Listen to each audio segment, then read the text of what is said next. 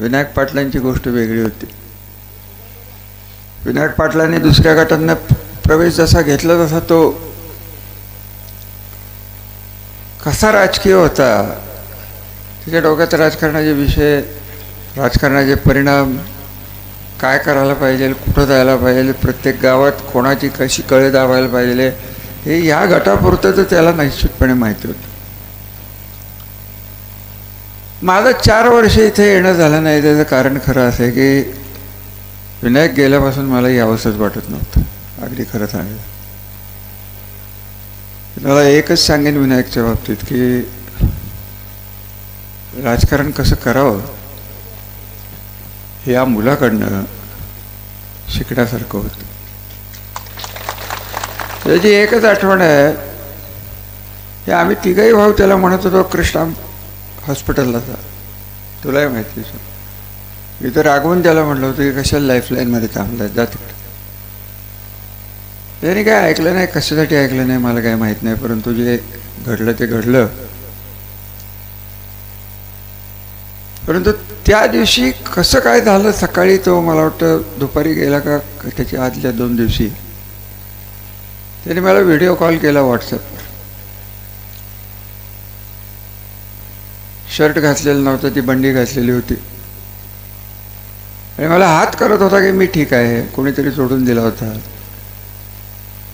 तो व्हिडिओ बघून आजही माझ्या स्वप्नात विनायक पाटील येत असतात. एवढं तुम्ही लक्षात घ्या, एवढं हे नातं त्या मुलाने आणि आमच्या कुटुंबाने घट्ट केलेलं होतं. जास्त काय बोलणार नाही. शंभूराजला संधी दिली. शंभूराज परंपरा टिकवणं ही अवघड गोष्ट असते.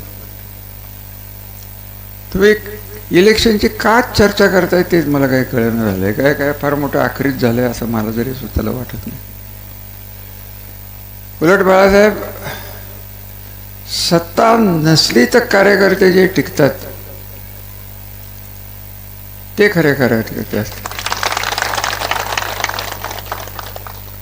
आपल्याकडे दुर्दैवाने असं होऊन घेतलंय की ज्यांनी सत्तेचा उपभोग घेतला, कोणाचंच नाव मला घेण्याचं कारण नाही, कारण माझ्या डोक्यात ते येते. ते गेले ते गेले. खरं सांगायचं ना, रघुनाथ राजांच्या शब्दात सांगायचं तर करट असतं की नाही, करट येतं आपल्याला. त्यातला पू वाहून गेलेला आहे, बाकीचं काही झालेलं नाही. माझं वाक्य नाही, पिठवांचं वाक्य. माझं म्हणणं आहे की सूज झाली होती आपल्याला, आपल्याशिवाय कोणच नव्हतं. त्यामुळे त्यांची आता तुम्ही आठवणही काढू नका, त्यांची स्वप्नही बघू नका, त्यांनी त्यांची दिशा पकडलेली आहे.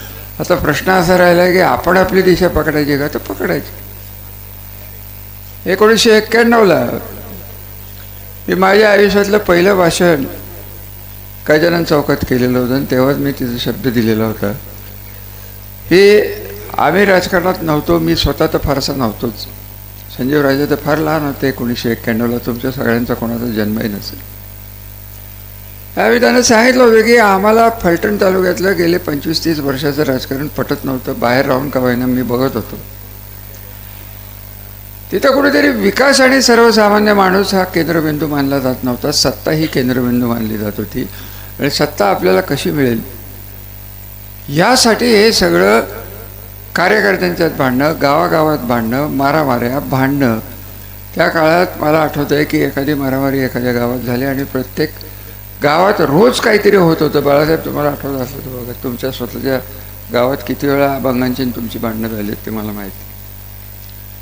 सांगायचं तात्पर्य एक, आपण पडलो राजकारणात, हे चाललेलं थांबवण्यासाठी आवश्यक पडलो. कुठल्याही व्यक्तीला विरोध करण्यासाठी मी पडलेलो. हे का झालं आणि कसं झालं हे बोलण्याचाही काही अर्थ लागला नाही. ती लोकं होती नव्हती, गेली, ती पिढी गेली, तुमच्यातली ती पिढी गेली. तेव्हाही कोणीतरी लोकांनी इकडची बाजू घेतली, तिकडची बाजू घेतली, भांडणं झाली, इथपर्यंत परिस्थिती होती. मला आठवतं आहे की या 2 गटात 3 गटात नातं विसरून लोक एकमेकाच्या भावकीच्या लग्नाला जात नव्हती. ही परिस्थिती त्या काळात. विश्वास ठेवा, अगर ठेवलं. हे सगळं आपण गेलं, एक संस्कृती आणली, शांतता आणली, विकास तर केला. हे सगळेजण कार्यकर्ते बोलले, पाणी तर आणलंच. तर तो विषय असा आहे की आता माझ्यासमोर प्रश्न असा आहे की मी तर थकलो तर नाहीच आहे.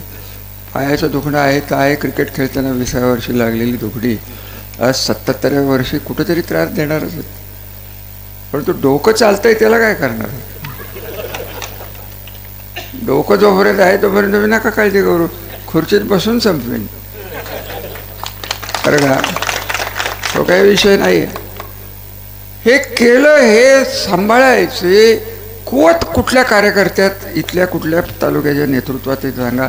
आम्ही राजकीय भांडणं सोडून दे, आम्हाला काही कोणाबद्दल बोलायचं नाही. परंतु हे सगळं गणित जे केलंय तालुक्याचं, ज्यांनी म्हणलं की डोंबलकोडी झाली, निरादेवगडी, अहो डोंबलकोडी निरादेवगडी काही तर माणशी लोक आहेत. उरमोडी झालं नसतं तर तुम्हाला पाणी कुठून आलं असतं? जे कटापूरला 50.50 TMC पाणी कोणी दिलं? मी दिलं. या सगळ्या गोष्टी आपण केल्या. परंतु राजकारण म्हणलं की, पाणी म्हणलं की राजकारण आलं. आणि आता ते काही आपल्याला करायची इच्छा नाही. आपण आपला तालुका जो तुमच्या सगळ्यांच्या विश्वासाला पात्र राहून आम्ही जे काही करू शकलो, हा विश्वास तेवढा घालवू नका एवढं सांगायला मी इथं आलेलो. राजकारणात मतं कशी मिळवायची त्यात तेव्हा आपण मतं मिळवायला कमी पडलोय, कामाला कमी पडलेलं नाही. कामाची मतं मिळवण्यात आपण कमी पडलो. शेवटी एक लक्षात घ्या की राज्यातले 2 मोठे पक्ष त्यावेळेस आपल्या विरोधात होते, हे बरोबर लक्षात घ्या. आणि माझं स्वतःचं मत आहे, मी खरं सांगू का, मी जातीवंत अपक्ष माणूस आहे. 96 सालपासून जे डोक्यात होतं की जो आपलं काम करेल तो आपला पक्ष, बाकीचं काही आपल्याला तेव्हापासून आजपर्यंत